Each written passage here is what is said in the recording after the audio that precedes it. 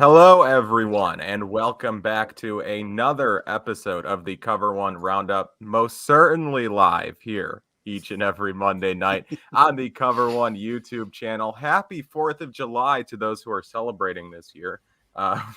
Wouldn't blame you if you weren't. But so as you guys, well, you won't be able to tell, or you might be able to tell because we're not going to be interacting with chat. This is a pre-recorded episode. Would like to say that off top.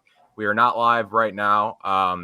All the people in chat, I know you guys were going crazy. This was going to be our biggest episode yet, but unfortunately, we are not live.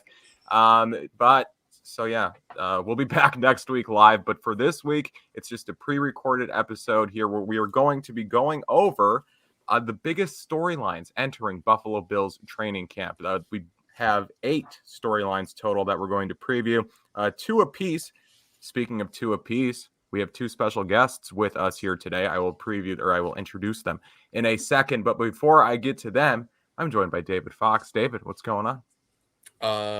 Nothing much. It is dark, stormy, and rainy here in Florida, which is pretty common for a late summer afternoon. Apparently that's not what it's like in Buffalo. So no, that's beautiful. So good for you guys. I had to close all my blinds just to get the lighting to look presentable, but it's nice out. You have to trust that it's nice out. The one day in Buffalo in which it is nice out, I have to be locked inside with the blinds closed. But what are you going to do? And then also here, joining us for the first time on the Cover One Roundup, it is 2 new Cover One contributing writers. First, it's Greg Vorse. Greg, what's going on? Another beautiful day here in Western New York. Glad to be here and not in stormy Florida. I like how you say another. Like, a long list of beautiful days in Western New York that we often can talk about. We'll take it. Also here, it's Hansen at Uber Hansen. What's going on?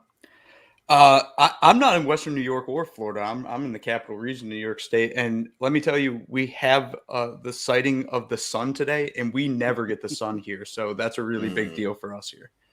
Do you guys have worse weather than Buffalo? It's just perpetually gloomy. Like it's insane. We can go a month without seeing the sun. You'd think we live in Seattle or something. Seattle without the fun. Weather. Yeah. Oh God, it's awful. This is why the English wanted this place so badly. They didn't really want like all of America. They just wanted like New York because it just reminded them of home. And they were just like, well, we got to have control over the rest of this. I guess we got to go to war for all of it. Nope, and they couldn't have it, and that's why we're celebrating today with hot dogs and what else? Yep, apple pie, hamburgers, barbecue, anything you want. Because you have that freedom, Kyle. That's the point of this day. As my kids call it, adult juice. They like adult juice. Yes. I love that. So before we get started, just want to say, make sure to subscribe to the Cover One YouTube channel here. Make sure to tune in to all of the great Cover One shows. Subscribe to the iTunes feed, all that stuff. There may or may not be a special film room tomorrow. I know that film room moved to Tuesday. And at least as of this recording, 5:07 on Saturday, there were rumblings of a potentially special film room on Tuesday. But regardless of whether or not that goes through, it's going to be a good episode anyway. So check that out tomorrow.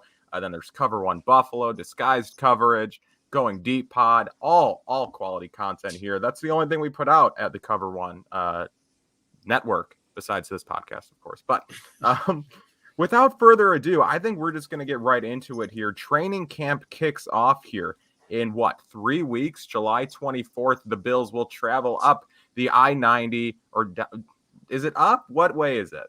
East. So side. They'll go on the side to Rochester, or to actually Pittsford or whatever it's called. I don't care. It's Rochester. So the Bills will kick off training camp at St. John Fisher, their first time there since 2019. And there are some interesting storylines that are going to unfold at training camp. I know people look at this roster and they're like, there really aren't many huge position battles that are going to unfold. Everything's kind of set in stone for the most part. More so the stories are going to be, like how good does Josh Allen look in shorts this time? How is Von Miller acclimating? Stuff like that. But there are some interesting just storylines, position battles, things like that are going to unfold, especially near the bottom of the roster. There's an interesting special team storyline that is going to be talked about a bunch, I'm sure. But so yeah, I think we're just going to get into the storylines here. We'll go to David first.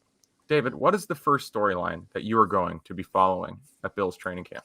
So the first thing that I want to look at is where and how does this offensive line improve? So there's been, obviously, we've talked about it a ton on this podcast. We've talked about it a ton over at other places in Cover One. The addition of Aaron Kromer as the offensive line coach is a big, big deal because he's been extremely good wherever he's been in coaching up various offensive lines. The other aspect of that is that he comes from that sort of wide zone scheme where a lot of offensive linemen, maybe they weren't super successful in other places, but in this wide zone scheme, they work a little bit better. So with what the Bills had to face last year in terms of various injuries and a lot of shuffling, there seemed to be a lot of issues with the offensive line kind of just week to week. And it was really hard for them to settle into an actual starting five that they could count on and move forward with week to week.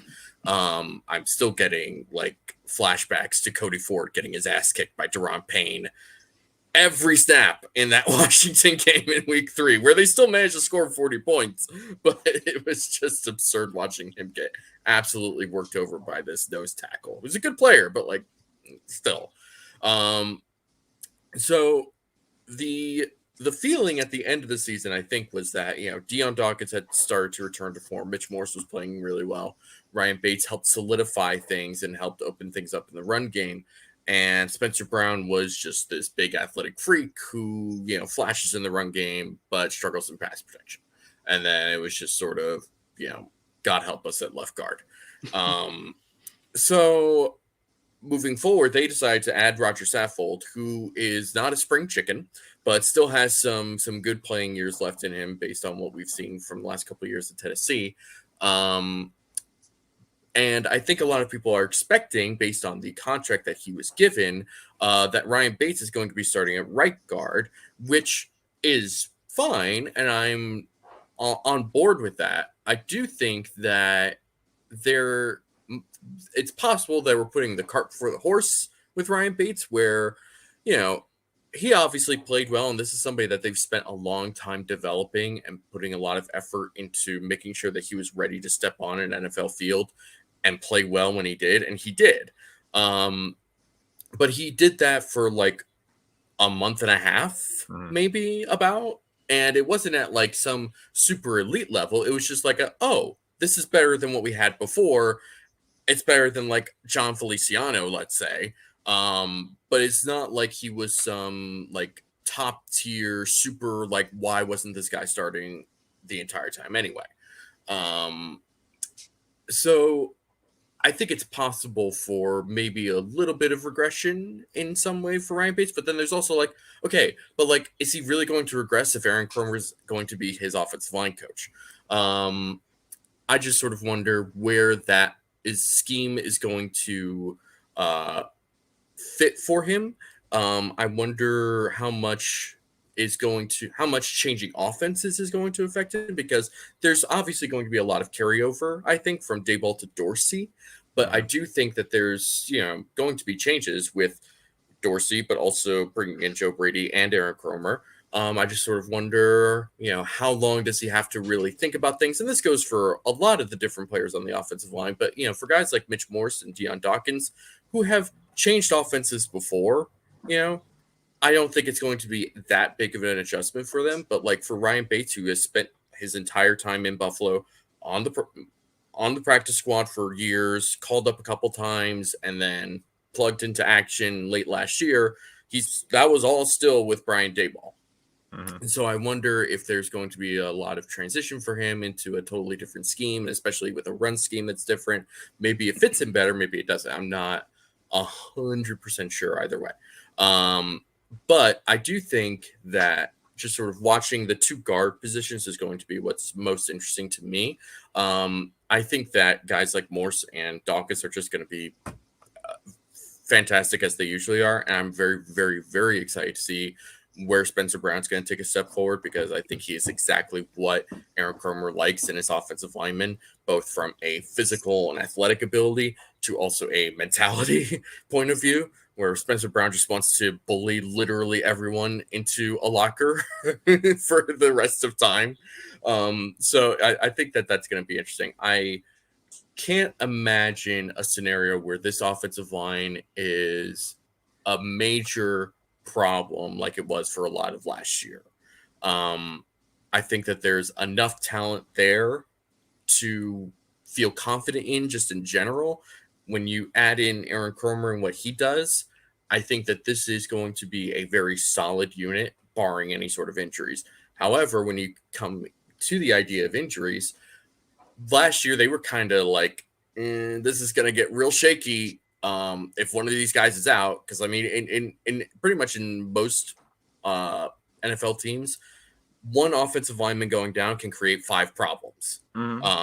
Because you just have to reorganize and reshuffle all sorts of different things. But they've really spent a lot of time in this offseason getting a good amount of depth on this offensive line, whether that's Dave Questenberry coming from the Titans, drafting Luke Tenuta, who, you know, maybe he's something, maybe he's not.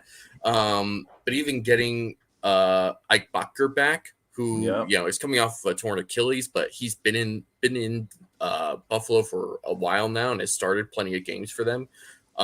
Even keeping Cody Ford, who has that sort of guard tackle flexibility, if you really believe in him at all. I understand if you don't. But there's also, you know, Greg Mance, who has played guard and center before in various on various teams. And I think that, you know, having depth on your offensive line that you actually feel confident in, where you don't feel like, you know, if one person goes down, then it just sort of all falls apart like a house of cards. I think that that also really helps. And I'm glad that they actually addressed that, because, I mean, you could even get into the playoffs. I mean, we saw a couple of years ago with the Chiefs where, you know, their 2 starting tackles couldn't play the Super Bowl. And suddenly Patrick Mahomes was running around on every single freaking play trying to make something happen, and he couldn't. So I think having depth and addressing depth was also really important. I'm excited that they were able to do so in an effective way without just like overpaying for a bunch of crap, you know. Although speaking of crap, Bobby Hart is still on this roster. I don't know how long that's going to last either. But Hey, we're Bobby Hart, as we film on Saturday, we're Bobby Hart days away from the season starting. 16 that is days. True. That is true. That's a very good point. And that's why he gets a reference. That's the only reason why he had to be brought up.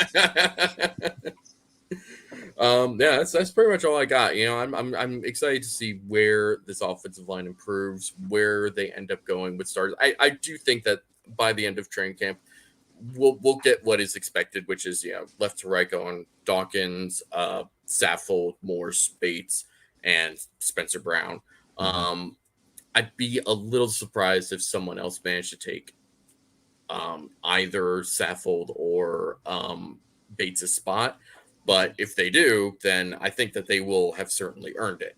Right. I do wonder if maybe early on, maybe even in the preseason, that they'll try to rotate somebody in, or, you know, that'll just sort of depend on how training camp performances go. But yeah. Offensive line depth in general is like not a thing that a lot of teams have. It's not. Like the bottom of the roster offensive linemen are generally not very good, because if they were good, they'd be starting for a better team, or for a different team. But I'll go to you, Greg, in a second here. But just, the offensive line depth, I do think, is one of the, like, it's not great, but I like Cody Ford a hell of a lot more as a backup emergency guard than I do as, like, he's competing for a starting job. Like, the only way Cody Ford is starting week 1 is if 1, disaster strikes and someone goes down, or 2, he goes out there and just earns it, which is great. Again, I like Cody Ford competing for a spot more than I like him in a spot.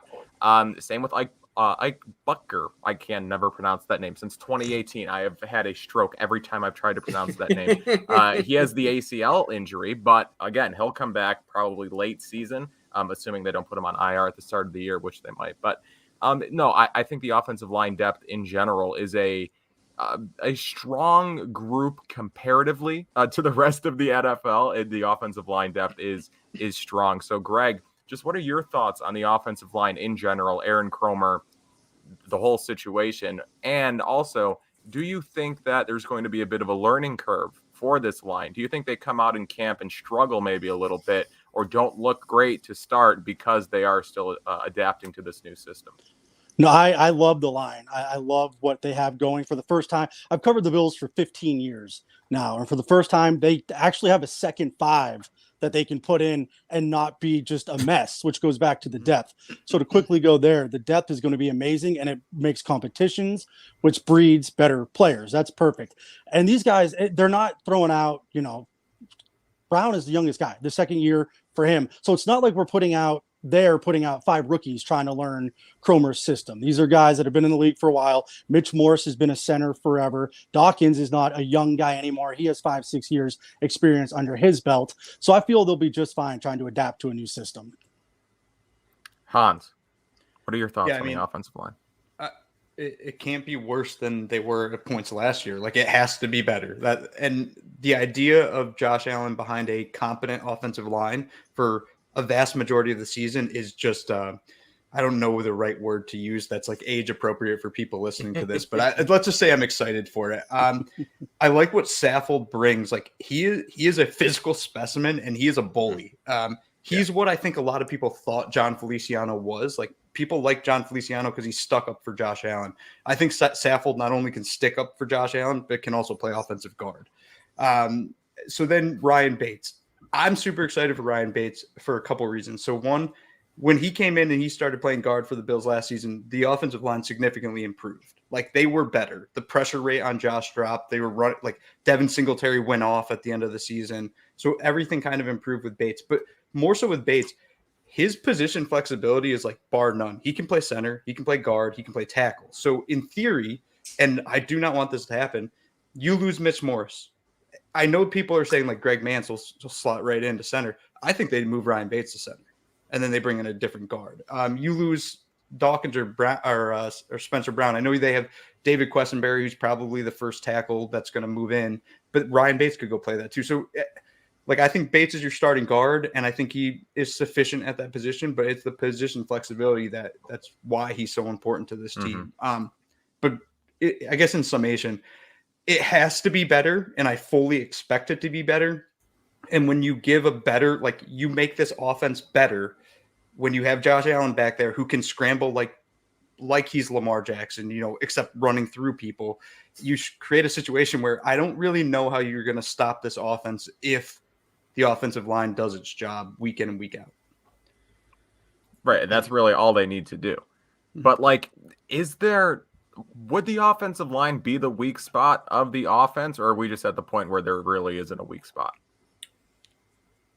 I mean, for me, like, even if the thing that Josh has proved, like, even if the offensive line is the weak spot, fine. Like, Josh will deke people out of their shoes. There's that video against the Texans, right, where he has 2 free blitzers coming at him, and he steps left for a second and then goes right, beats them, and I think he makes a short pass or something along those lines. So if I was picking a weak spot in the Bills offense, I think I'd go somewhere else. I think I'd say the depth at outside receiver, but I'm pretty confident in this offensive line.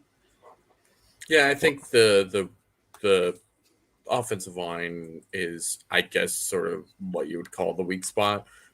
Which, if that is the case, that's awesome. Right, you're in a good situation. You could maybe say just sort of a lack of superstar power at like running back or something. Like, I don't know. Like, I think we all feel confident in Devin Singletary. I think we also know that, like, even Devin Singletary, when he was playing down the stretch and playing really well, still has limitations, and that's fine because, like, he still brings what they need in this offense. But outside of him, it really is just sort of a bunch of question marks. Whether it's a disappointing guy in Zack Moss, a longtime journeyman in Duke Johnson, or just an unknown rookie in James Cook. So I think that if we're going to call something a weak spot, that could be that as well. But Perfect transition, and I'm gonna take that one, David. So Good job, Kyle. Thank you. I'll learn eventually, right? Or I did learn. So we'll go to Greg. Greg, your first storyline has to do with the running back position, so take it away. Yeah, I just want to see how the Bills are going to break down the four guys that were just mentioned. I am a strong believer in don't listen to what front offices and coaches actually say. Pay attention to what they actually do. And Brandon Beane and Sean McDermott have told you through signing Duke Johnson and through drafting James Cook that we're not happy with the running back position. We're not happy with the running back room, especially when you have Josh Allen and you're talking about a guy who can run, as Hans just laid out there. If he's scrambling around there, that blanket for him, that loose end that the defense forgets about oftentimes is that running back. And Moss and Singletary just aren't that dude. And if you're a college football nerd like I am, James Cook is that dude. He's that guy that's going to take that little screen pass, that dump off, that touch pass that you saw the Tariq Hill. I'm not saying he's Tariq Hill's speed. I'm just mentioning plays that can happen and take that 30, 40, 50, 60 yards. I'm a Michigan football fiend. I watched them get exposed in the championship, the Final Four this year in college football, because of Cook over the middle and their linebackers weren't fast enough. And a lot of today's NFL linebackers are not going to be able to keep up with Cook. So I kind of want to see when they break down, how is this going to go? Is Singletary getting those first reps? Then Cook, then Moss and Johnson. How's that going to go as they go through it? Also, if you haven't been to practice or to camp, they usually break them down in their position groups. But I could see Cook and Cook and Johnson leaking out and maybe going over and practicing some with the wide receivers. And I'd like to see how they're utilizing those guys there. Because I really believe, now I don't go as far as I think it was CBS that predicted 1,500 all-purpose yards this year for Cook, but I don't see why he's not battling for offensive rookie of the year and making me look like a genius for taking him late in the first round in all my dynasty leagues. That's bold. That's bold. I hope he does that. But 1,500 all-purpose yards seems I think it was actually the other Greg, I'll call him since he's not here to defend himself, said that I think he tweeted that there have been like 4 rookies that have ever done that. Arian Foster being one of them. If you remember, I mean, he had that crazy first 5 or 6 years where it was like, give him a gold jacket, and then he petered off kind of late there in his career. But yeah, it would be insane if he was able to put up 1,000 yards. Actually, would be right. 1,000 is an awesome ceiling. If you're part of Bill's Mafia, present that contract right now, and we will all sign it. Like it's that it would be that good. And you're also talking a lot of that with what he does is going to be passing. So you can go back to an article I just wrote where Josh Allen's going to go over 5,000 yards then if he does that.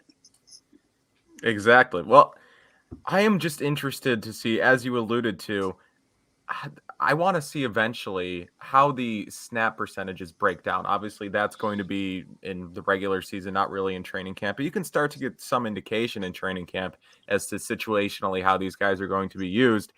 Like, we've been saying that, like, Singletary is the primary back, but Cook's going to be the passing down back. And it's like, but the Bills, every down's a passing down, I feel like. So wouldn't James Cook be the back then? But I'm intrigued to see how James Cook factors into this offense. And Hans, I will transition here to you because one of your storylines is about this slot option, and it has to do with James Cook. So just your thoughts on James Cook in general, the running back position, and then your storyline. Yeah, I mean, so I'm kind of, I guess, outspoken on this. I think the Bills do a really good job, or they've built this roster in a way that they can create mismatches with any personnel grouping they have, right? So leaving Josh Allen aside, because I think he's the ultimate mismatch, James Cook is such a unique fella. You can line him up behind Josh Allen or next to Josh Allen. And in like a run design, in 12 personnel, you have Dawson Knox, OJ Howard on the field. And then you can just motion James Cook out to the slot, and that changes everything. And I'm very interested to see how teams are going to defend this because the Bills can move people in and out. One of the things, like, and before I get to talking about like the slot receivers, I'm very interested to see is put Devin Singletary and James Cook on the field at the same time. Like, have your running back, I believe Devin Singletary's RB1. I've been defending that now for his entire career, I feel like. Have him in the backfield, have James Cook in the backfield too, and then motion James Cook out. Like, I just don't know what defenses are going to do to defend that. Like, it's going to change things because the speed that Cook brings on the edge is he's just going to beat people. When it comes to like the slot options too, there's another example of a mismatch that the Bills can have. They are so stacked with slot guys. And so you have Jamison Crowder, you have Khalil Shakir, you have Isaiah McKenzie. And then I say you also have James Cook. He can go play the slot. He actually has almost the exact same measurables as Khalil Shakir. Like, if you look at his RAS, the relative athletic score by MathBomb, they are almost exactly the same, like body size, explosion, like speed, everything. So why can't he play that spot? You can have them both on the field at the same time. And again, to get back to my original point of this, the Bills are all about mismatches. And they can, because of James Cook, because of these tight ends, because of these wide receivers, like they have so many options for Ken Dorsey to be a mad scientist and create this game plan that is essentially indefensible. And if you go back, sorry, I'll jump in there real quick with Cook. If you go back and watch what they did with him at Georgia, there are a lot of times he jumps back and is about 5 yards behind the line of scrimmage. It's a little dump off pass. Now, Georgia's walk-on national championship quarterback was not Josh Allen. But anyways, a little dump off pass, tight ends, monsters down the field already blocking, and Cook goes and does his thing. So there you go. It's exactly what Hans was saying. You can even start in 12 personnel, split them out, 11 personnel, and it's game over. And now all of a sudden you're stuck with Tremaine Edmunds of the other team trying to match up with James Cook, and good night.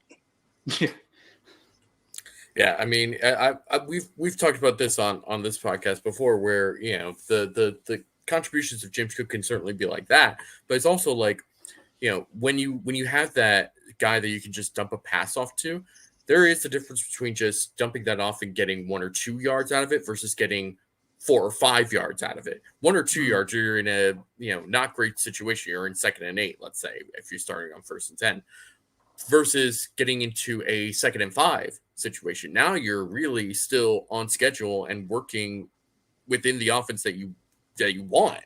You're not having to think, okay, now I got to use this play that's in this situation, and we might have to come back to that later because we can't get out of this certain situation because we don't have the players to get out of that certain situation. So I think that James Cook can really help this team win in the little parts of the margins that maybe they haven't been able to in previous years because they haven't had somebody like that at this position. And to that point with James Cook, like that dump off in the backfield where he can go get 4 or 5 yards instead of 2 yards. I think a big thing Bills fans have been talking about all off season is yak, right? Like, we don't have a yak guy. James Cook's your yak guy. Like, he's the guy that blows Josh Allen's number way up. Like, Josh Allen finished 32nd out of 33 qualifying quarterbacks in yak per completion at 4.3. Like, for context, Joe Burrow was number 3 at 6.2. So you're talking about 2 extra yards per completion that the receivers created, or the running backs, or the tight ends, what have you. If Allen can get into that 6.2 range, like up towards the top of the league because of James Cook, Greg actually wrote about MVP numbers this past week. You're talking about an MVP season. If Allen's yak goes up that high, I would say he's the MVP. No, I certainly agree.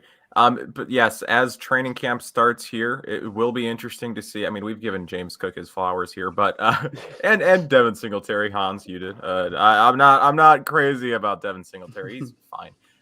But no, he's going to be running back 1. I think we can all pretty much assume that at least to start the season, he is going to be the primary back. But it is going to be interesting to see if James Cook starts to eat into those reps a little bit in training camp. While we are still on the running backs here, I want to talk about Zack Moss because he is a guy that everyone I feel like has forgotten about. Whereas this time last year, people wouldn't shut up about Zack Moss. He was going to come in and take he was going to come in and take that running back 1 spot. And he just didn't progress, didn't show that progression that a lot of people wanted to see from him in his second season. Obviously, coming off an injury the year before, you're not expecting a full recovery, but you expected to see a little bit more than you did see from Zack Moss. So now we're at the point where it's like, okay, you have James Cook and Devin Singletary. They're locks. Tywan Jones is making the roster as a special teamer. So there's 3 lock running backs right there. Duke Johnson maybe factors in somewhere. And then Zack Moss. I don't know. Like, obviously, he has a different skill set than the other guys, and his role is different. But I just don't know how this roster shakes out and if Zack Moss has a spot. So, David, what does Zack Moss have to do in training camp to secure a roster spot? Be good. Like, I don't know about you. I cannot remember a single play that Zack Moss made last year. Not a good one. Not a good one. I mean, there were plenty of times where I was like, "Oh my God, please get this guy off the field. He's not getting any yards." And I was a big Zack Moss fan coming into the year, but man, it felt like every time they gave him the ball, it was wasted plays, wasted yards. It just, I don't know what exactly it was that was the problem. Maybe it was multiple things that were the problem. But whatever it was, like, he just never looked like he was ready to be on the field, which is very, very weird and unusual. So he's just got to show that he can belong on that field and actually get some sort of positive yards when he gets the ball. And, like, it doesn't have to be every single time he gets 4 or 5 yards, but like he's got to just show that he has a consistent process and that he can actually do it and be confident in it and just get the yards that he can. It felt like there were times where it was just like there's a hole here, like you got to be able to get something with this. And and it just felt like it was a struggle for him every time he got the ball. And it just that's what he needs to do. He needs to not look like he's struggling to do what he's supposed to be doing. It was a struggle to watch too, which was unfortunate. Like early on, it wasn't even all bad. Like he looked fine to start the season, where it was just like, okay, yep, he's coming back from injury. Like he looks okay. He looks pretty good. And then he just hit a wall, and Singletary took off. Moss did the opposite, which right now to me, does he even have any trade value? Hans, you don't think he has any trade value? Not at all. Zero. Hold on. Let's be clear. Russell Bodine got a 7th round pick. I was going to say that earlier, that the Bills are going to trade an offensive lineman. Like, I'm 100% positive Brandon Beane trades an offensive lineman and gets value there. I don't see a reason anybody would trade any asset unless it's like a conditional 7th and the condition is winning MVP. They trade for Zack Moss. Like, he's a 3rd-year running back that hasn't really flashed at all. He essentially got relegated to 3rd string on the Bills last year at points in the running back room behind Matt Breida. And this is me saying this, I think he makes the roster. I just don't really think that he has any value outside of Buffalo at all. So you think he makes the roster over Duke Johnson? I do. So, and I'll explain the reason for that. So the Bills went after J.D. McKissick. That's well documented, right? And Brandon Beane got pissed off, presumably rightfully so, because Washington kind of did some shady stuff there. Then weird for that franchise, right? Yeah. Out of character, Duke Johnson was the backup plan. So they went and got Duke Johnson, which at the time I said, oh, that's great. Like, that's wonderful. We got Duke Johnson. But then they got James Cook in the draft. And James Cook is thought to be that receiving back out of the backfield. Duke Johnson has put up more than 50% of the yards in his career as a receiving back. He is a receiving back. I just don't see, like, if Duke Johnson makes the roster, why? What's the point? Like, he'll be a healthy scratch every day anyway. Zack Moss at least provides some sort of versatility. Now, granted, it isn't good versatility, presumably, but it is different. It's different than Devin Singletary. It's different than James Cook, because in a way, he is the thumper. Like, he is supposed to run people over. And the weird part about me saying that, and I'm going to kind of contradict myself here, he's smaller than Duke Johnson. Like, Duke Johnson's bigger than him, which is a really weird thing to think about. But yeah, I think Zack Moss makes the roster just because Duke Johnson is, like, James Cook is a better Duke Johnson. Like, so why have Duke on the roster?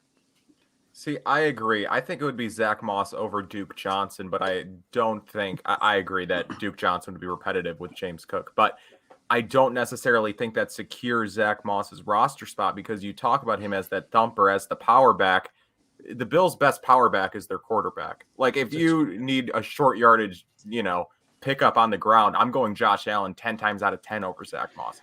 So Greg, I'll throw it to you here to wrap up the running back talk because this was your initial storyline. How do you think ultimately things are going to shake out here in the running back room? Do you have a coin to flip between whether they cut Zack Moss or Devin Singletary, or not Devin Singletary, sorry, or Duke Johnson? Because that's what it is. You hit what I was going to say, and that's again going back to trusting what they actually do rather than show. And Josh Allen is the short yardage running back. They have been willing to put his shoulders, his knees, his back, his hips, his head on the line as the MVP level quarterback in short yardage over giving Zack Moss the ball. It's just the truth. And the truth is the truth. And I believe what happens between those four lines on game days more than I believe anything else.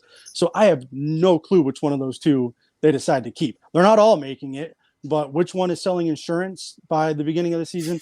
I have absolutely, they're millionaires. They're not selling insurance. That's a joke for like the mid 80s baseball or something. But anyways, you get my point. I have no idea which one of those two it is. And you know, the offseason is a weird thing. Who knows what they come back and decide to do. But there's no way they all make it. And I guess if I'm cutting one of them, it probably is Duke for the reasons you guys have laid out, that he is just repetitive for everything else that they've done. If they could go back and you tell Bean, hey, you're going to draft James Cook, I don't think he makes that signing. Yeah, I agree. So my first storyline is just kind of all encompassing of the offense. So before I get to that, Hans, we kind of teased it earlier about the slot in general. The Bills have an abundance of quality slot receivers who realistically, I mean, there's one who kind of is standing above the others in my eyes, which he's only like 5'9", so maybe he's not standing above the others. But like there's one name that sticks out more than others. But the Bills have like 3 or 4 slot receivers who, if they win the starting job, awesome. Like that's still a quality offense with them as your starting slot receiver. So how do you expect the slot receiver battle to shake out here in camp? Yeah, and the reason I picked this as my storyline for this is I really think the loss of Cole Beasley is a kind of a scary thing that I think a lot of Bills fans are kind of ignoring or trying to ignore. On the field, I'm just specifically talking about on the field, I absolutely adored Cole Beasley and what he did for Josh Allen. He was the pressure release valve. Like Allen could be back in the pocket, looking at Diggs down the field, looking at Gabe Davis down the field, looking at Knox down the field. But he always knew in the back of his head, I can go find Cole Beasley. I'll get 5 yards. Like I know that he'll be open. He doesn't have that anymore. So who's going to replace him? And I know there's a lot of people saying Jamison Crowder will put up better numbers than Cole Beasley. I don't think that's true. I would love it to be true. I don't think that's true. But when we talk about the slot options, we talk about Jamison Crowder, we talk about Isaiah McKenzie, we talk about Khalil Shakur, we talk about now I guess Tavon Austin, and then like I've alluded to earlier is James Cook. I think it's very clearly Jamison Crowder's job to lose. I think a lot of people are super excited about Isaiah McKenzie, but I will say one thing, like last year, I think people are way too focused on the New England game with McKenzie. On the year as a total, he put up 178 total receiving yards. In that New England game, he got 125 of them. So outside of that, there was 53 yards. He had 20 catches on the season. 11 of them came in the New England game. So like one good game does not make you a good player. I do like Isaiah McKenzie, by the way, and I think he makes the roster. And then going with Shakur, I don't think there's any way he doesn't make the roster. The Bills valued him as a 4th round pick. I think the pick they traded to move up to get James Cook was the pick they were going to use on Shakur. And Brandon Beane essentially in one of those behind the scenes videos that the Bills released said like, we're not going to be able to get him now. And when he fell in the 5th, they moved up to get him too. So I think he makes the roster almost guaranteed, but I'd be interested to see his amount of playing time.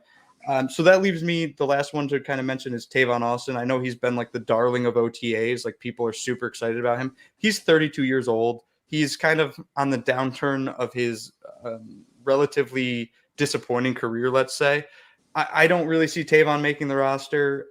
So for me, if I'm ordering them, right, those 4 in particular, I'd go Crowder. I'd go McKenzie and Shakur are a tie for number 2 in the slot. And then Tavon Austin, I don't think makes the roster.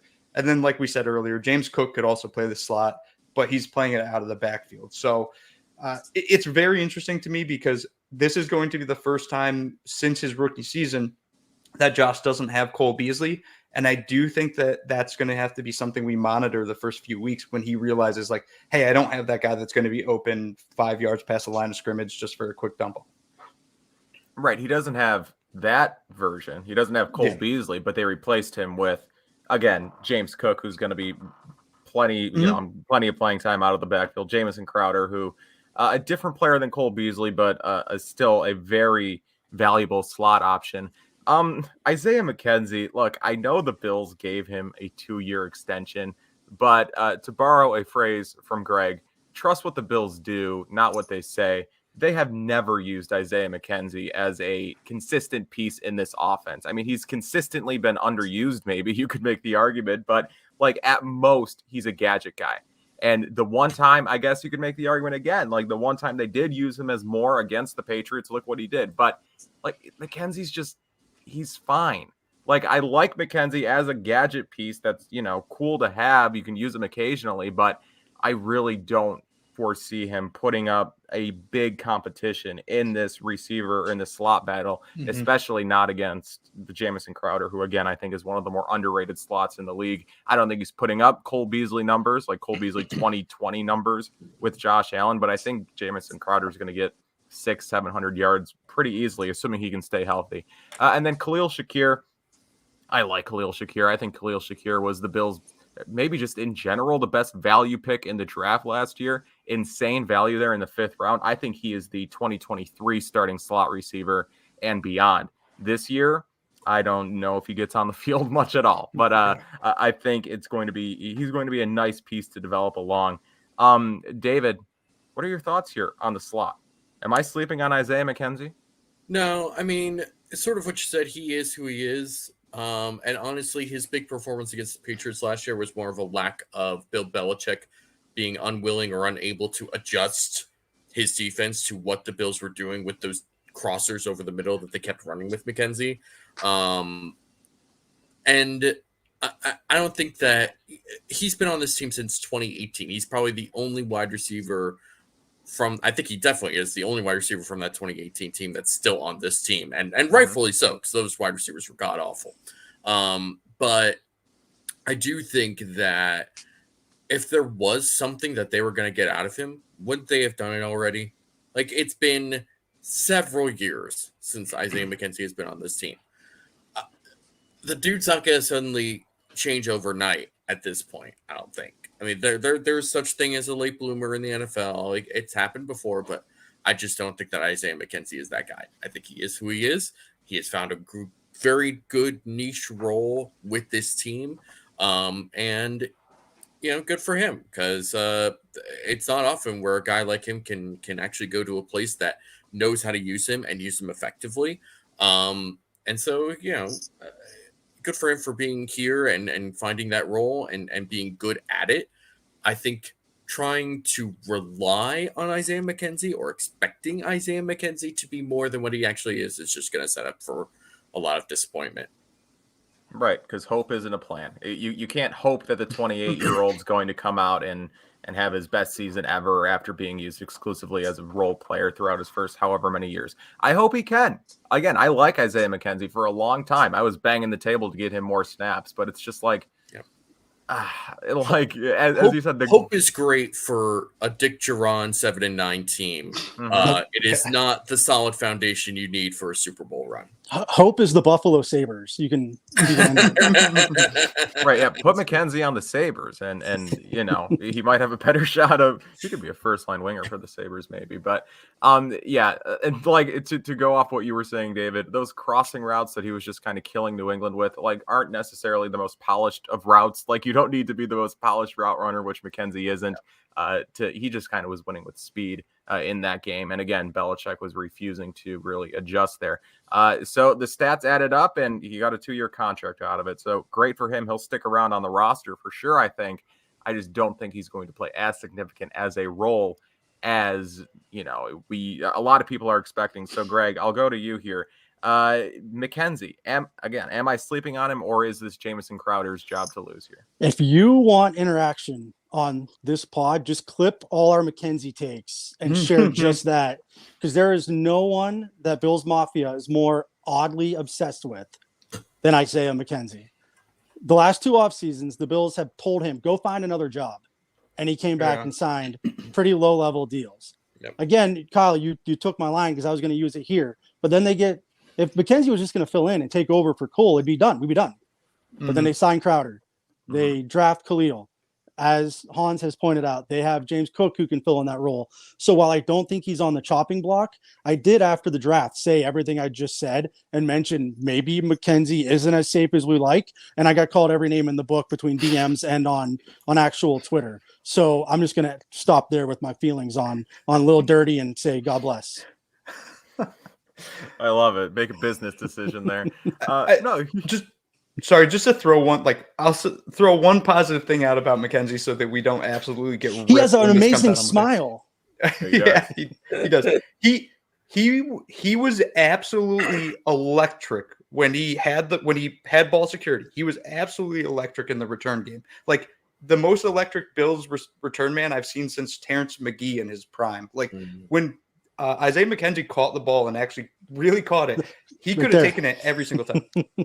Yeah, and one of the big things, and I didn't put this in our list, is I'm absolutely terrified of punt return. And I've said over and over again on Twitter and on other podcasts I've been on, because of the lack of ball security, whether it's Isaiah McKenzie, whether it's Shakur, whether it's people mentioning James Cook returning punts, whoever it is, Micah Hyde will return punts at some point in the season. Like he will. I'll put any amount of money on it that's going to happen. And I don't want that, but I'll take the fair catch every single time because I trust Micah Hyde. I trust no one else. Yeah, I love, again, I don't want to make it sound like I hate Isaiah McKenzie. I love Isaiah McKenzie in his niche role.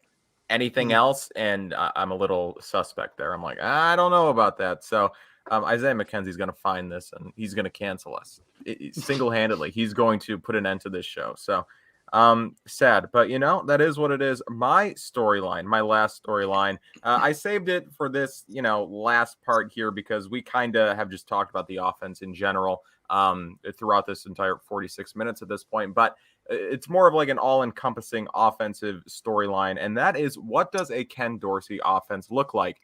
Now, we're not going to see fully what a Ken Dorsey offense looks like until the regular season, but you are going to see some indication, a few things here and there about what kind of Ken Dorsey brings to an offense, what his offensive identity looks like. As training camp progresses, really I want to focus on two things here. Is, do we see an increasage in 12 personnel, in team drills and stuff like that? Do we see OJ Howard factor in more or less than a lot of people, or just some people, are anticipating? I've seen some people think that OJ Howard and Dawson Knox are going to end the season with similar stat lines. I've also seen some people say that OJ Howard really doesn't factor into the team all that much, not a needle mover. The truth probably lies somewhere in the middle, but I am interested to see what his usage is like, and also, again, just the running back position. To, again, go back to what you said, Greg, it is very clear that a receiving back was a major concern or a major want for this regime, for this offense in the offseason. Again, striking out on J.D. McKissick, getting the insurance plan with Duke Johnson, and then using a high draft pick on James Cook. I don't think that was a bad value draft pick, but there were people who were kind of questioning the value of James Cook in the second round. But the Bills, that's how heavily they valued the position, is that according to some, they overdrafted to get the best player at that spot. Not the best running back, but the best receiving back. So obviously, getting receiving production in particular out of the backfield is something that this regime wanted to do this offseason. So I'm interested to see how the receiving back factors into a Ken Dorsey offense. And again, it goes back to what I was saying earlier with snaps. How will the snaps divvy up with, again, we figure Singletary to be the primary back, but is it more of a 50-50 split than we're anticipating? Or is it closer to an even split between Singletary and Cook than we're anticipating? So those are kind of my two big things about just what does a Ken Dorsey offense look like. Again, we won't really know for a couple of months, but we'll find out. We'll get our first indication later this month. So, Greg, what do you think a Ken Dorsey offense looks like? Well, if you go back to just showing my age of what Ken Dorsey was able to do as a Hurricane, there were a lot of tight ends involved. There were a lot of 12 personnel. Those guys were, I think it was Bubba Franks was one of his big time tight ends down there. And then I'm not Jeremy Shockey, I believe, was his other tight end he had Hell yeah. down there with that group. And then when he was at Carolina as a QB coach, he had tight ends. Greg Olson was one of his tight ends he had there. So the 12 personnel isn't going to go away. And again, follow the candy left on the ground. They signed OJ Howard for a reason. Now, what is slept on with Howard, though, is how well he blocks. Everyone talks about his catches and drops and being that number 1 or first round pick out of Bama and not living up to it. The dude can block, though, so don't forget about that, especially when we're talking about getting those monsters downfield and maybe blocking for Cook. Howard can be that guy. Not saying Knox can't, but Howard can. So I think that might be some of what we see. But when you have Josh Allen, throw the damn ball. Period. Yes. Exactly. And I think Josh Allen has come out and said that, like, verbiage wise, my favorite thing about athletes is that a lot of them say verbiage as opposed to verbiage. And I love it. The English major in me, I might be wrong, but am I wrong in that it's verbiage and not verbiage? I'll have our producer take a look at that. I have only ever said verbiage, but I get corrected a lot of how I say stuff. So, and that's after 20 years on TV. So I would love. I think I'm wrong. That's hilarious. I'm complaining about people being stupid, but I am the stupid. When Stephen A. Smith is screaming at the TV for the 4th straight hour, I think he says verbiage. So maybe you're absolutely right then. David, what is it? Do we know? Verbiage. Yet? Verbiage is actually a misspelling of the word verbiage. There you go. Score 1 for Kyle. And I guaranteed the next time I say it, it will still come out verbiage. Not that time, but the next. It's easy. No, it is. I see why it's done because you're eliminating a syllable. So just, we're all about saving time here. But the big sports one is when dudes say verse instead of verses. Yep. Yeah. It was Bills versus Redskins, not Redskins. Bills versus Commanders. It's incredible. But yes, the verbiage is largely staying the same. And I think between the Ken Dorsey offense and the Brian Daboll offense, and I think generally speaking, things aren't going to be as different from Daboll to Dorsey as some people may be anticipating. Because again, you still have Sean McDermott kind of running the whole show. And then you got Ken Dorsey, who spent the last, 3 years? 4 years? No, 3 years under Brian Daboll. I think, obviously Ken Dorsey's been a lot of places. He's learned a lot of offensive things, but at least initially, I think you're going to see an extension of Brian Daboll. And then maybe 2-3 years from now, you start seeing Ken Dorsey do his own things. But at least initially, I think you're seeing an extension of Brian Daboll. So Hans, do you agree with that? Do you think we're getting Daboll Jr. here, or do you think we have a fresh offensive coordinator here? No, I think it's Daboll similar. I think there's going to be wrinkles that are added. Like Ken Dorsey's going to put his stamp on it. I did want to say one thing though. I do disagree with one thing you said, Kyle. I actually don't think we find out verbiage? what a Ken Dorsey. Oh. No. I don't think we find out what a Ken Dorsey offense is until the playoffs. Okay. I think that we saw this last year with Brian Daboll. There was a little bit of vanilla nature in certain games where it was like the play calling was just, it seemed odd. And then the playoffs came and all hell broke loose with the Bills. They just went absolutely off. So Dorsey and the Bills, I think, are essentially going to save a lot. They might sprinkle like plays in here and there, but you're never going to see the full force of it until the Bills are in the playoffs when they actually need that offense to take off. Like in theory, if this team doesn't make the playoffs, it's an absolute catastrophe. Right. Then Ken Dorsey isn't around next year. Yeah, Ken Dorsey's gone. So, which I don't expect to happen. But one thing that I think is going to benefit the Bills like massively, they start the season on a pretty difficult stretch. If Brian Daboll was here, teams can go back to all of Brian Daboll's tape and say, hey, I can see exactly the play calls. They can't do that with Ken Dorsey. We don't know what Ken Dorsey's going to do. So in that regard, like, I think this is going to be beneficial against the Rams. Like in that first game, what are the Rams going to do? Like there's going to be plays that they've never seen the Bills run before. They're already going to have a hard enough time defending Josh Allen, defending the running backs, the receivers, and then to go, deal with Ken Dorsey and what he's going to do. I think we're going to see Daboll, but with wrinkles. And I think it's going to be beneficial to the Bills early on. I forgot what I was going to say. I had a good point. Trust that I had a good point. I didn't make it, but trust that I made a good point. We'll transition here to our other takeaways, but David, I have some beef with you right now. It just came up. I just remembered. So last week, when I wasn't on the show, when I was ill, and you did the show by yourself, I was in the chat. I asked you, who gets a head coaching job first, Ken Dorsey or Joe Brady? And you refused to answer. I did refuse to answer. Well, I'm putting you on the hot seat right now. I'm gonna refuse to answer by answering both in the same offseason. Well, I'm going to throw a wrinkle into this. Joe Brady, of course, is the Bills' quarterback coach, replacing Ken Dorsey. But with Joe Brady, I think he's one and done. I think he thinks he's one and done. Yeah, probably.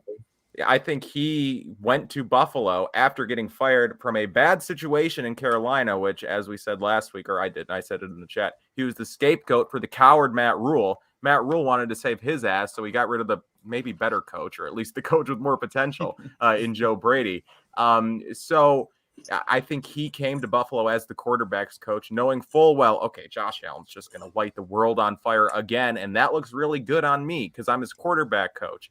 So I get either an offensive coordinator job next year elsewhere, or Ken Dorsey gets a head coaching job and I become offensive coordinator for Josh Allen, or I go and be a head coach, because that is a pipeline that you have seen at least somewhat frequently, the quarterback coach becoming head coaching or a head coach elsewhere. I think Zach Taylor, right? He was the quarterback coach in LA before becoming the head coach in Cincinnati. And he's one of the better head coaches in the league for sure. This evidenced by the Bengals making the Super Bowl. Everyone agrees that Zach Taylor is a great head coach. So you're still not going to answer. I did answer. You not liking the answer does not mean that it's not an answer. I disagree. The answer is Ken Dorsey, but close, but narrowly. The answer is that Ken Dorsey gets a head coaching job, and then the New York media reports that he's taking Joe Brady with him, and everyone's like, that doesn't make sense. That doesn't make sense. And then Joe Brady becomes offensive coordinator in Buffalo. Okay, moving on here. I'll start with my second takeaway or second storyline that I want to follow, because it's just kind of a short one for the most part, and then we can go more in depth into everyone else's. My second storyline is the cornerback competition. This relies heavily on the idea that Tre'Davious White is not going to be healthy in time for training camp, and he's not going to start training camp, which I think is pretty much set in stone at this point, that he's not going to be out there on July 24th with his teammates. I don't think they're in full pads yet, but I don't think he'll be out there whatsoever. Still recovering from that ACL injury, obviously. So I think right now, just the notion is that Kaiir Elam and Dane Jackson are going to start week 1. And then once Trey comes back, whether that be week 3, week 4, week 5, whenever he does come back, it'll probably be Elam continuing to start opposite Trey, because he's the first round pick, the better athlete than Dane Jackson. And Dane Jackson, while he wasn't bad last year, didn't set the world on fire by any means. I think Kaiir Elam and Trey White, that is the long-term plan here, but I'm interested to see how Kaiir Elam comes out and adjusts to this defense, if Dane Jackson has made any strides here in the offseason, and will one of them be pushed? Not necessarily Elam, but will Dane Jackson be pushed by a guy like Nick McLeod or an Elijah Griffin? Is he coming out of nowhere to push this, not even for a roster spot, but push for a starting job? Again, I'm kind of making this quick just because it does seem pretty set in stone. It's going to be Jackson and Elam unless something crazy happens, but it is that something crazy happening that I want to discuss the possibility of. So, Hans, how do you see this cornerback situation shaking out? Yeah, I don't think Trey White starts week 1. I guess we'll see. Like, I would love him to, if he's 100% healthy. If he's not 100% healthy, put him nowhere near the field until he is 100% healthy. The Bills can survive without him. I think they would love to have him for a championship run. I'm not going to say, like some other people have said, that the Bills cannot win a championship without Trey White. That was a big deal on Twitter last year, but definitely would love to have him. As for how I think this is going to shake out, Kaiir Elam, Dane Jackson, clearly I think are the CB1, CB2 going into the season.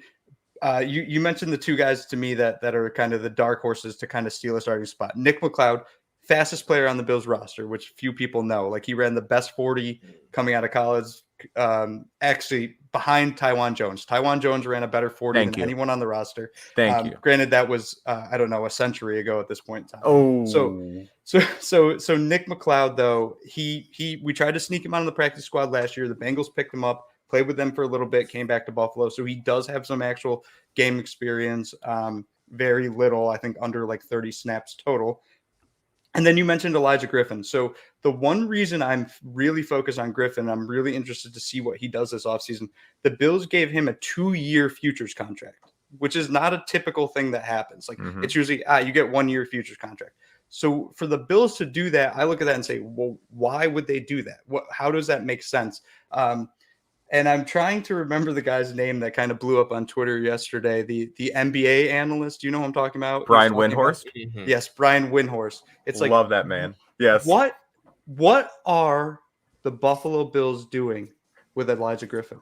Like, that's what all I can think about every time. That's what the league's trying to figure out. Yeah. Gentlemen, real quick, I apologize. Everyone at home, you can see I'm on my phone. You can see the little shadow here. I'm down to 1%. I keep sliding the messages that I'm running out of battery off my screen, but I just want, it might be easier if I just leave, so it's not just a weird jank. I don't know what happens if I get kicked out because my phone dies. So I apologize. This was not my plan, as the other three gentlemen know ahead of time. This was an emergency backup plan to use my phone like this, but I just wanted to put that out there before it just says Greg has abruptly aborted the mission. Well, Greg, we appreciate you for coming on. Thank you. Before you head out, where can people find you? At Greg Vorse. If they can read, it's right there. Right there. There you go. There you go. If you say verbiage and not verbiage, it's right here because you understand the English language. I appreciate you guys. Everyone already have had and continue to have a safe 4th of July as this runs on Monday. You guys all have a great day. I appreciate you guys. All right. Thank you. Right. So we're back. Yes. About what were we talking about? We were talking about the cornerback competition. Yes. Elijah Griffin getting a 2-year reserves contract or futures contract is interesting because this is the first time I'd ever heard of it. When I was editing your article the other day, I was like, I didn't know that. That's interesting. I did not know that they gave him a 2-year futures contract. And then Nick McLeod, the speed is interesting. I just don't know if game speed translates or if test speed translates to game speed. Like, I remember, again, this is a really sad season, but 2018, I think I've told this story before on the podcast, but the Bills were kind of platooning Philip Gaines and Ryan Lewis at outside corner. It wasn't a good time to be a Bills fan, but Trey White was still good. But so Philip Gaines had no game speed, and Ryan Lewis had like usable game speed. Like, not great. He wasn't elite, but he could keep up with receivers, whereas Philip Gaines was just getting burned all the time. And I remember Chris Brown, my former boss, would just like scream in the press box about how Philip Gaines should not be on the field, about how Ryan Lewis is faster and should be playing, and they had the same exact 40 time. So again, you can test really well in a certain area regardless, and it just doesn't translate to the field, which, I mean, people talk about that all the time, test speed versus game speed. But Nick McLeod, again, obviously a guy that they like, tried to sneak him on the practice squad and then bring him back after he doesn't make it with the Bengals, who, I mean, again, they were the better team than the Bills last year, obviously, because they made the Super Bowl, and Zack Taylor is one of the best head coaches in the NFL. But yes, David, what are your thoughts here on the cornerback competition? Is it going to be as sleepy as kind of it looks on the surface, or do you think we get a McLeod or Griffin emergence here? I'd be surprised if anybody really took over from Dane Jackson, because I think Dane Jackson did a pretty good job filling in for Trey White's injury last year. I think that Kaiir Elam will probably surprise some people with how good he actually is. I think that his situation last year at Florida, where he was dealing with an injury, he was dealing with a really bizarre, strange coaching situation, and also having Todd Grantham as his defensive coordinator, who is just terrible. And being able to go to a place where you have Sean McDermott and Leslie Frazier being the guys that are coaching you up, and John Butler as your DB's coach. I mean, if you're a defensive back, there's few things better than being able to go to Buffalo right now. I mean, and having guys like Jordan Poyer or Micah Hyde covering your back pretty much on every play, and Taron Johnson in the slot. I mean, I think Kaiir Elam's going to be far better than maybe we're expecting him to be for like a late first round pick. So I'm very excited to see what Kaiir Elam will bring. I think it's going to create some, we'll call it interesting takes on Twitter when that happens. I can't wait for him. You can trade Trey White. You can trade Trey White. Yes. You don't need him anymore. I will lose my mind. And it's going to come. I didn't think about that. That's inevitable. I'm going to lose my mind. I am so excited. Yeah, despite the fact that they already paid Trey White and have been paying him, there's going to be the take. Kaiir Elam, he resets the clock. You don't need to pay a cornerback anymore. You can do it with Dane and Kaiir. Oh, it's going to be incredible, and I cannot wait for it. And then Trey White will come back, and he'll, which one of the? We can't get into that. I was going to say something, but we can't get into that. So, but I do think Kaiir Elam's going to be really good. I think Dane Jackson being your number 2 in this defense is perfectly fine and reasonable. We saw last year it's suitable. Yeah. If they feel comfortable with rotating and Elijah Griffin or whoever else in with Dane Jackson. I mean, this is not something that they haven't done before. I mean, they obviously preferred to have Levi Wallace on the field, but I mean, even in 2019 when they had Kevin Johnson, I mean, that was a pretty good split between those two, and Kevin Johnson did play well rotating in.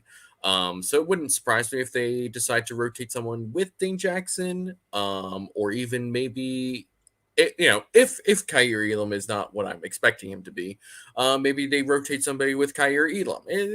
I could see either one, but regardless, I'm not like super concerned that this position is going to be a problem to start the year, because I think that the coaching is just far, far, far too good for this to actually be an issue. I agree. I'll sign off on all that. David, I'll stick with you here for your second storyline. I would also like to preface, or not preface, we're an hour and 6 minutes into the podcast. I'm not prefacing anything at this point, but we said 8 storylines. Obviously, with Craig having to dip there, it's 7 storylines. Sorry, adjust your things accordingly. All right, David, what's your second and final storyline here to follow? Is Tremaine Edmunds a guy, or is he that guy? Now, I don't know if you guys know this, but Tremaine Edmunds, a bit of a controversial topic for Bills fans.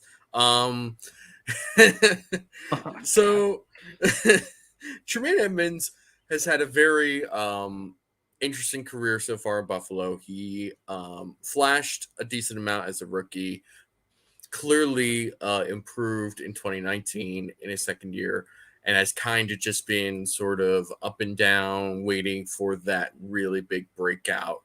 And the thing that a lot of people who defend Tremaine Edmunds tend to bring up is he's very, very young. He's very, very athletic. He was not obviously a complete product when he came out of Virginia Tech. There's plenty of time for this guy to take that next step that we want him to take. The other aspect of that is just, maybe he just is who he is. Like we talked about with Isaiah McKenzie. Obviously, Isaiah McKenzie and Tremaine Edmunds are two very, very, very, very, very different players. But I mean, at a certain point, you got to call a spade a spade. And if Tremaine Edmunds is who he has been the last couple of years, that's fine. I don't think there's anything like bad enough with Tremaine Edmunds where, like, I think some Bills fans think he is just like a total waste of space. Like he just gets bullied in the run game and can't fit the gaps or whatever. And it's just like, that's not entirely accurate. There are times where that's the case, certainly. It's also times where Matt Milano has that same issue because he's 6'1", 225, but because Milano has the perception of being like this 5th round pick who we knew was undersized, you take your lumps with that. Yeah. Whereas Tremaine Edmunds, because he was this big physical specimen, because there were a lot of expectations of him taking steps forward and being a first-round pick, it's like, oh, well, why hasn't he? And that's a fair question to ask. For me, the reality with Tremaine Edmunds is just that he is a very good player who has been calling the plays on this defense, or at least relaying the signals to the defense, which is and making adjustments with the safeties, as I'm sure Poyer and Hyde also communicate different parts of that defense. But that's not an easy thing to do, especially in this defense that is so drop zone heavy and relies on guys being in the right position for particular pass patterns. You got to make sure those guys are in the right position. Otherwise, you are just going to get carved up every which way. And that is something that needs to be talked about more with Tremaine Edmunds, if we're going to be honest here. But the other part of it is just that, his size and ability really does present a lot of problems in the passing game as well, because you just have this ginormous wingspan with a guy that can actually move to different spots. So there just may be times, and I'm sure somebody who is much more knowledgeable about this than me, like Eric or Kendall or Anthony, can break down what that actually might mean and look like. But there's, I'm sure, times where quarterbacks aren't like necessarily even considering throwing to a certain area where Tremaine Edmunds is, just because they know like this is going to get knocked down. This is just a contested window that I don't feel comfortable throwing in. So we're just going to throw here or whatever. And that I think doesn't get talked about enough. There are problems with Tremaine Edmunds, like we talked about. And I think the big thing for me, honestly, the thing that I would love for Tremaine Edmunds to do is just be more consistent as a tackler. Because there are definitely times where he comes in strong and hard and it's great and it's what you want to see. And then there's just times where he doesn't bring his feet with him. There's times where he just gets a little too high, or he just, whatever it might be. Just be a little bit more consistent in that tackling, and then just like, one or two more big plays at that position would be nice. I think just that alone will change the perception of Tremaine Edmunds in a great way for people who are open to having their perception of Tremaine Edmunds changed. But all of this is just to say that whatever happens with Tremaine Edmunds is going to determine whether or not he stays with this team, because the rest of the league feels, at least they say in press conferences leading up to games against Buffalo, they all feel pretty strongly that Tremaine Edmunds is a good player and a pretty important part of this team. So if he becomes a free agent after this year, would it be this year? Am I getting this right? Yes. This is the final year of his deal. I always lose track of that. If he does become a free agent and Buffalo decides not to re-sign him because he might just cost too much for what they want him to do, there's no like he's not gonna sit around in the market for like 2 weeks and then take a lower deal for Buffalo. That's not what's gonna happen. He's not doing the Levi Wallace. He's gonna get a mega deal somewhere. I don't know where that will be. I don't know. Jacksonville. God, shut up. Yeah. I don't know where that will be, but he's gonna get that bag from somewhere. Good for him. But I don't know if it's necessarily going to be worth it if he is going to be playing at this type of level that he's been for the last couple of years. If he takes that next step, I'm comfortable with giving him a good contract. I'm also kind of curious what that would actually look like, because I would probably say I was comfortable giving a wide receiver a nice contract last year before Christian Kirk exploded things. Right. So he ruined it. Who knows? Tremaine Edmunds is going to be the Christian Kirk of the linebacker market, and where it's just like, that's a lot of money. No, that's it. I don't think it's going to be quite that extreme where it's like he got what? It's going to be like, okay, I wouldn't pay him that, but I can see why a team would pay him that. But yes, in order to cash in on a year like that, he's going to first have to assemble the good year. And that, of course, will start in training camp there are a few things, a few indicators that he could be in for a big season. This, of course, being the defensive line in front of him is probably the best that he's seen. His supporting cast defensively, again, the defensive line, he has Jordan Phillips back. He has Von Miller, who's going to pressure the quarterback. You have Greg Rousseau, who the Bills are apparently very hyped about the progress they've seen from him thus far, and they're expecting big things out of him. Shaq Lawson's back. So you have a unit, a defensive line in front of him, and then you have Daquan Jones, a unit that should put him in better positions to succeed in the areas in which he kind of has left a bit to be desired, whether that be, filling gaps or also about impact plays, give him more opportunities to make these impactful plays. I think a lot of the things with Tremaine Edmunds is like, if you added like 1 or 2 sacks or interceptions to his stat line throughout the last however many years, there would be people who are like, okay, yeah, he's better than I thought. And it's just like, it's the lack of consistently impact plays that kind of is a bugaboo for Tremaine Edmunds. And also a thing that's not really being talked about, I feel like, is he has a new coach. This is the first time in his career that he has a new position coach, Bobby Babich, as opposed to Bob Babich. Bob Babich was a good linebackers coach, right? Former defensive coordinator who's stuck around here for how many years in Buffalo as the linebackers coach, obviously did pretty well. But now he has Bobby Babich moving down from the safeties to be his coach. Bobby, right? Is that what we're calling him? When do we call him Bob? That's for Bobby to decide, not us. Let's have him on. Yeah. David, can you get Bobby on right now? We'll have Bobby on after we have Rob Boras on. For sure. But no, I'm not saying Bobby Babich is a first-time linebackers coach, so I'm not saying he's an upgrade over Bob Babich, who was good in his own right. It's just a matter of maybe a new set of eyes will benefit Tremaine Edmunds, get him in different positions to succeed. I think Matt Milano, David, you alluded to this last week on the podcast, Bobby Babich moving down from safeties to linebackers and working with safety turned good linebacker Matt Milano. This could benefit Milano even more, but Edmunds, I think, to an extent could benefit as well. So, Hans, what are your Tremaine Edmunds thoughts and what are you expecting to see from him in camp? Yeah. I mean, the first thing I'll say, he's not going to be a Bill next year. I'm fairly confident of that. Yeah. I say that specifically because of the contract. Like, I just don't see how the Bills are going to pay him. If he has the same, if he has an average year this year to his standards, so what he's done his entire career, if he continues that this year, he's going to get a bag from somebody that the Bills just can't match. So the one contract that I've been kind of thinking about over and over again was CJ Mosley when the Jets signed him, right? Made him the highest paid linebacker, $17 million. They signed him at the age of 26, $17 million a year. Tremaine will be 25. He'll have 2 Pro Bowls. Yeah. Not that Pro Bowls mean at least 2 Pro Bowls. Yeah. But I think other teams are going to look at him and say, oh man, he's 25 years old. Like, he's got all the physical abilities. Like, he's got a couple accolades. Like, he played in this great defense. Like, oh, he's a stud.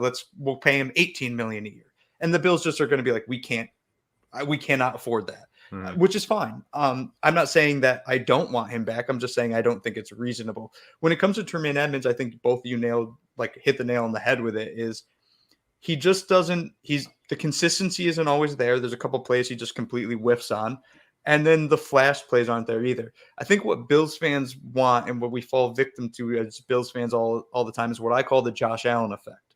Is he came out of college super raw, and then he just exploded in year 3, like MVP caliber season. And so people look and we're like, oh, well, Tremaine Edmunds was taken in the same draft, super young, super raw. Like, he hasn't exploded. Why hasn't he done that? Greg Rousseau is going to undergo the same exact treatment here in 2 years if he does not become like a double-digit sack guy. So I think that's where Bills fans sit with Tremaine. I've been critical of him at points in time just because I've seen plays where it's like, what are you doing? Why is your back turned? I don't understand where's your positioning? And not that I know the play call, but essentially like it's just sometimes it seems like there's like maybe a mental whiff or something. He just loses like control of what's happening in the play. And it's frustrating to watch, but he's not awful. Like, he's not awful. He's not incredible. He's somewhere in the middle of that. I agree.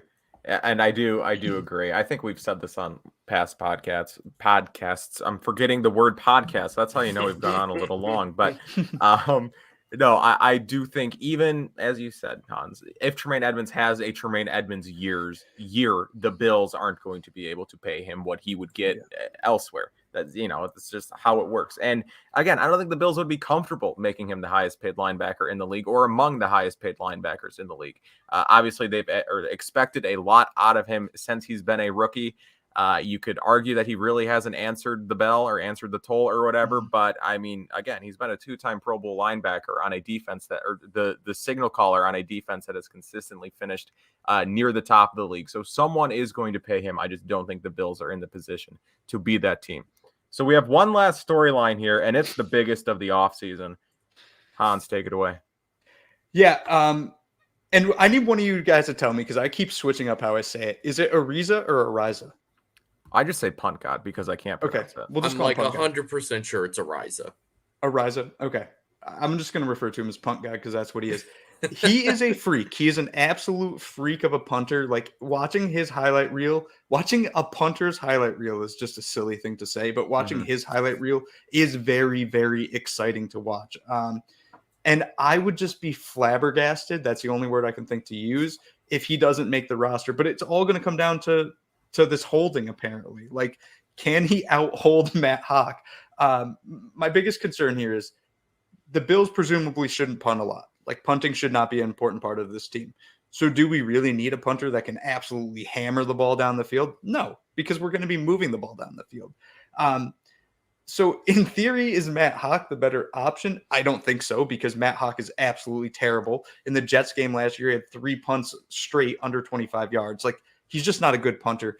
The holding might be great, but there's points in time where the Bills are going to have to flip the field. And I trust Matt Ariza to do that. Actually, Ryan Sullivan, Sports Rock, had a really good article writing up the issues, though, with punt god and the hang time, and because he just tried to kick the crap out of the ball. Yeah. For me, though, and again, I'm going to training camp for the first time in my life this year. My eyes are going to be glued to the punters all day. I'm not even going to watch anything else. I don't care that Josh Allen's going to be there. I just want to see this guy punt the ball through St. John Fisher. Like, the whole entire campus just covered the place. I'm so excited. You bring up a good point there, because in theory, Matt Ariza is not the type of punter Matt Ariza is. And I say the type of punter as though we've seen kicker or punters with his leg before. We haven't. But that type of guy who can just kick the crap out of the ball, 80-yard bombs. I think he had a couple 80-yard bombs throughout his college career. In theory, the Bills don't need that. But if your alternative is Matt Haack, I'll take punt god, 10 times out of 10, because Matt Haack is not a good option, as we saw last year. Again, if you had like a serviceable punter, if you had, a guy who was a good holder and then actually could come up with a punt here and there, that'd be a conversation to be had. Like, okay, is Ariza, is he, is his job not as safe as we thought? But given that it's Matt Haack, I don't think, they're not going to have a holder spot. They're not going to keep Matt Haack just to hold.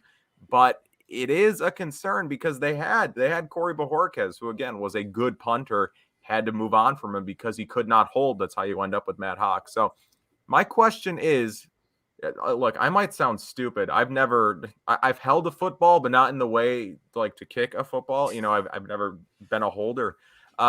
So is it that hard to do? Is it that difficult of a skill to learn? Yes. Okay, apparently, because apparently, right?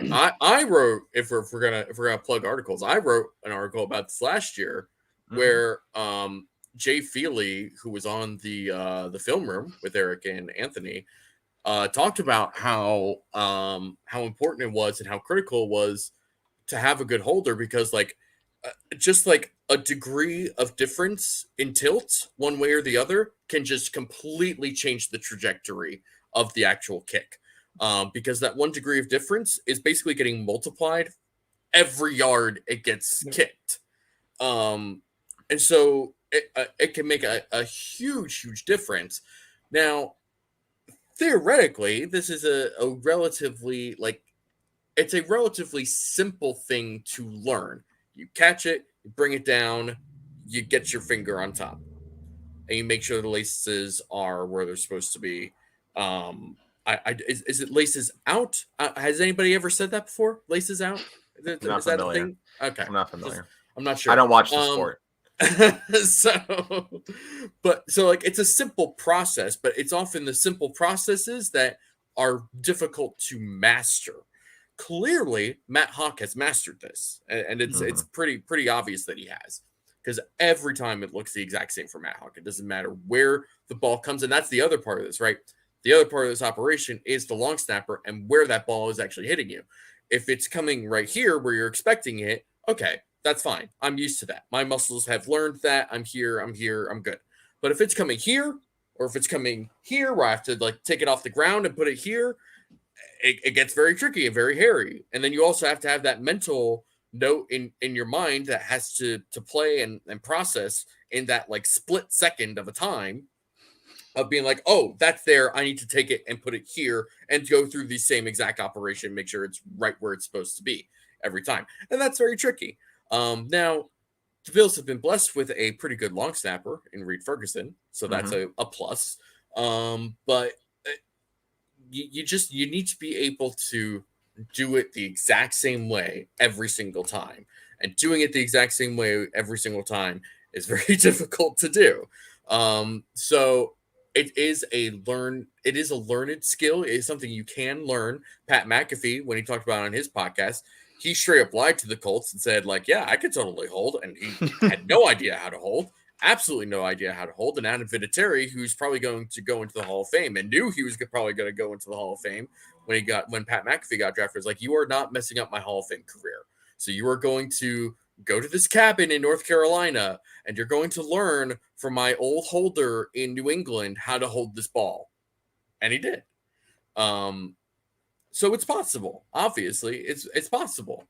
But it requires a lot of work and dedication for a punter who already has to learn a lot about improving his own form in punting the ball.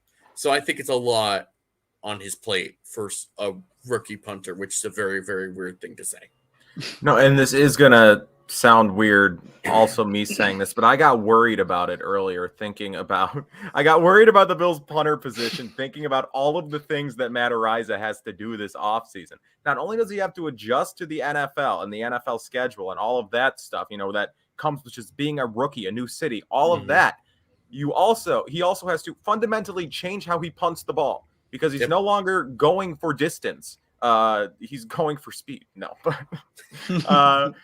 no, he has to work hang time into his projections and stuff when he punts the ball. He has to change how he does it. And he also has to hold, which he didn't do in college because, again, he was a kicker as well. This dude has a hell of a leg, but it's a lot for him. Like you said, David, it's a lot for him to learn in a single offseason. We are probably going to see some growing pains. We're not going to see Matt Araiza a lot in his rookie season, hopefully, because, again, we're anticipating good things out of the offense. But you are going to see him quite a bit, not quite. You know what I mean?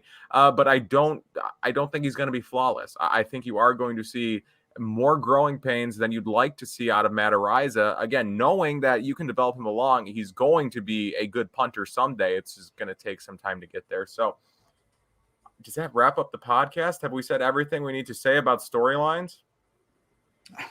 I'm good if you're good. I'm happy with it. I'm so excited for this team, though. I'm like getting super excited. They're a damn good team. Josh Allen we didn't talk about Josh Allen much. We didn't talk about any good players, really. we didn't talk about Josh Allen. We didn't Kyle talk about Silagyi now admitting Matt Araiza is not a good player. Ruh-roh. Yeah, I was all in on the punt god hype, and then afterwards I was like, you know what? Now that he's here, I've done the opposite, where it's like people usually like a player, or no, they don't like a player pre-draft, and then when the Bills get them, they talk themselves into them. Yep. Whereas with me, it's like I was all in on punt god, Bills got him, and I was like, actually, maybe not. But hey, we'll have to wait and see. He's punt god. He is the ball kick deity. He literally was put on this earth to do one thing, and that's punt balls. And he's going to do it in Buffalo, of all places. It's incredible. Before we get out of here, Again, we're an hour and a half deep here. Hans, I don't know if you're familiar with the Cover One Roundup, but what David and I love to do is just go completely off topic near the end of the episode and everyone leaves. So we're going to do that again today. We usually talk about Obi-Wan, the Star Wars show, but that ended, sadly. Good show. David, I just quick, one sentence. Did you like the finale? Did you like the series? I did love the finale. I love the series. Okay, there. I agree. There you have it. There's the conclusion to the highly anticipated Obi-Wan segment on this show. So something. It is the 4th of July, so I'm going to talk about the most American thing I know, and that's Big Ten football. The Big Ten made a mistake last week. They added USC and UCLA. That's ridiculous. Am I wrong in being upset about this? Yes, you are. How so? It's ridiculous. Well, hold on. So, like, first of all, the Big Ten is not the problem here. Let's start with that. Like, well, no, the Pac-12 is a garbage conference that has absolutely deserved this because, first of all, they Pac-12 just like has no idea how to run their conference, like to the point where like Arizona and Arizona State, like, and that's on the individual schools, obviously, but like just sort of the Pac-12 as a whole, Arizona and Arizona State are losing recruiting battles so badly that like MAC schools are having better recruiting classes than either of those schools, which is insane, like absolutely genuinely insane. So let's start with that. And then you move into the fact that, I mean, this whole, the Pac-12 network, have you ever tried to watch a game on the Pac-12 network? No. Do you know where you can get the Pac-12 network? I think I have it in my Verizon Fios plan, but I don't think you do, because I don't think anybody does, because it's impossible to try and find a game that is broadcast on the Pac-12 network, because the Pac-12 network might as well be a myth. Like, I think you can watch college football games on like Facebook Watch before you could watch a game on the Pac-12 network. I don't think the Pac-12 network actually exists, and if it does, it's absolute garbage. So then, okay, you have USC coming into the Big Ten. Now, aesthetically speaking, makes zero sense. Like, geography is my issue. Zero sense. Geography has been thrown out the door. The Big Ten stopped being a Midwest conference when they decided to add Rutgers and Maryland. Now they're just going coast to coast and they don't really care.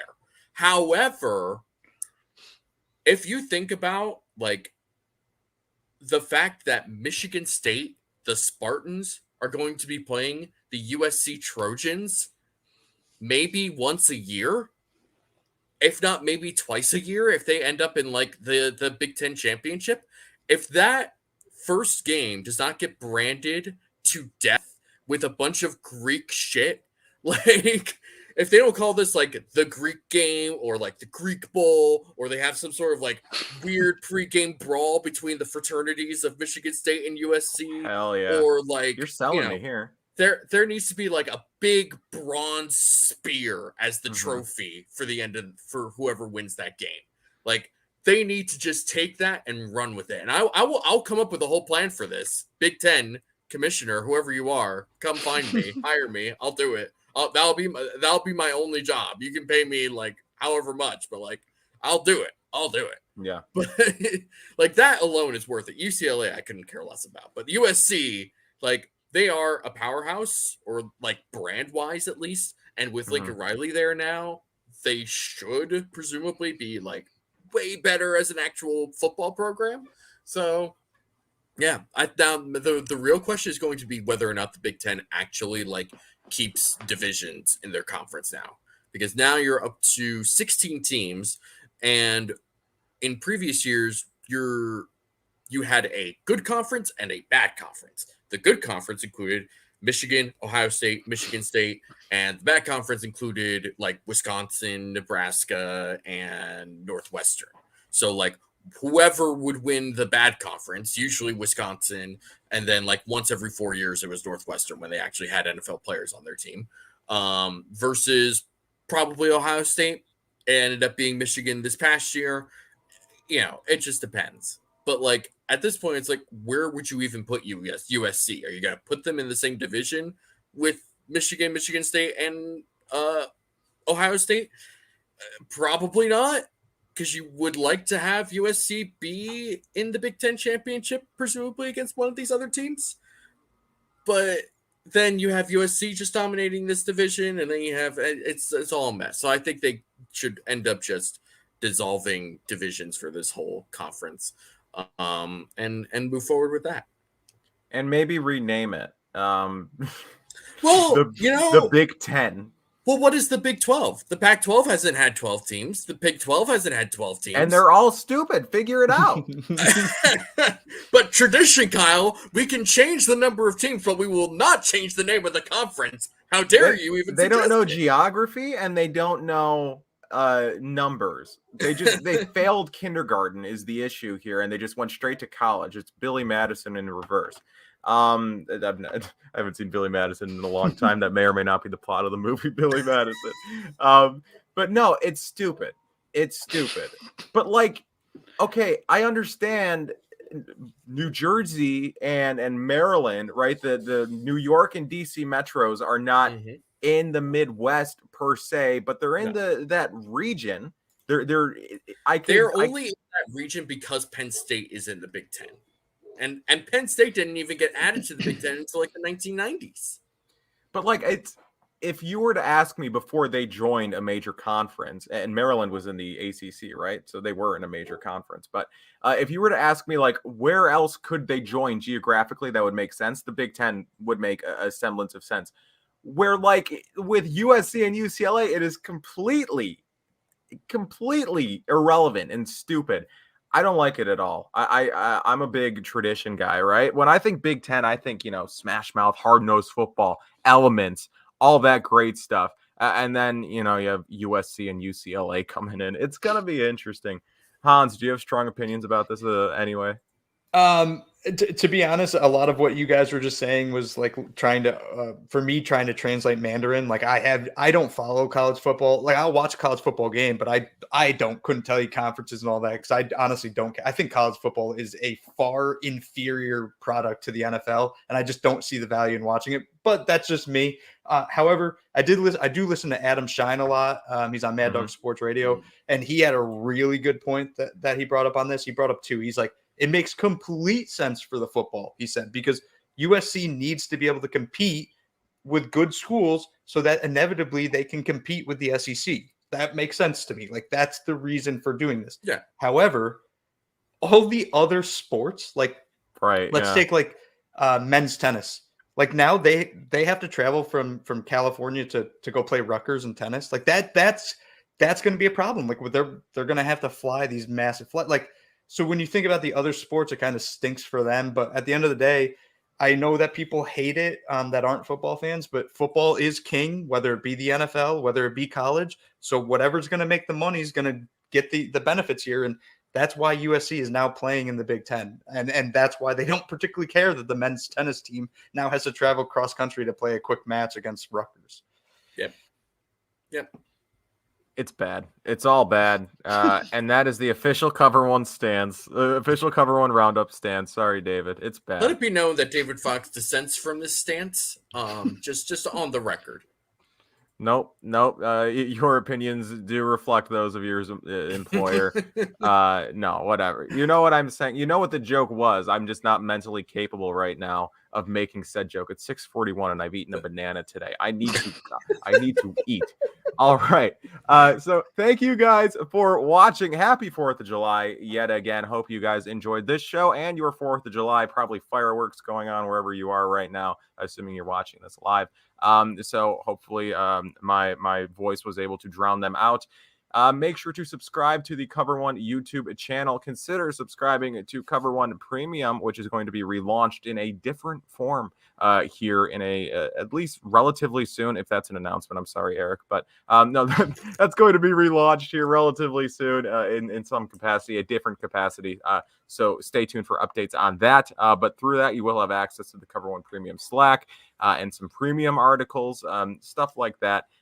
So yeah, if you're interested in that, check that out. Make sure to subscribe to the Cover One podcast feeds on Apple. Again, this guy's coverage, Cover One Buffalo, Going in Deep, Film Room, this one, A lot of great podcasts always coming out here on or via the Cover One Network. Make sure to follow Cover One on Twitter at Cover One, on Facebook at some variation of Cover One, TikTok, Instagram, all the social media platforms you can trust that Cover One is there. Make sure to check out the articles from our newest contributors, Hans being one of them. Hans, what are you working on? Yeah, I got one this week that's talking about the third year jump that Josh Allen made and whether or not it's as unprecedented as Bills fans believe it to be, and also just trying to inform Jets, Patriots, and Dolphins fans what it would take for their quarterback to have a similar jump come year 3 or year 2. I love it, right? Because Tua is the exact same athlete. He's Josh going to Allen. be, man, he's going to win MVP this year. I'm so excited for him. And Mac Jones, certainly that level of athlete as well. Bag of Incredible. milk. Yeah. David, where can people find you? Everyone can, if they so choose, find me on Twitter at DFAUXY, at DFoxy. You can find a bunch of very inconsistent and lukewarm takes on there. Kyle, where can the people find you? Me? Yeah. Oh, at Kyle Silagyi. Thank you very much, David, for the alley-oop, and I definitely slammed that down flawlessly and with authority. I've never done that before, but it's better than having the little pause that we usually have in between that. So see, that's why I was kind of taken off guard or taken aback because I'm so used to the pause and then you can find me blah blah blah. But no, okay, that's good to know. That's added to the repertoire. Let's do it. Hans, what's your Twitter handle? Yeah, I'm going to try this for the first time ever. You can find me at, I did it right, Uber Hansen right here. You can find me on Twitter probably way too much. I tweet like a madman. Actually, tonight we're recording this on what's today, Saturday. Yes. Right after we hang up the show, I'm going to go pound a bottle of wine. So I'm sure I'll be tweeting nonsense tonight. So find me on Twitter at Uber Hansen. And then all the Cover One good stuff. Follow that. Thank you guys for watching. We will talk to you next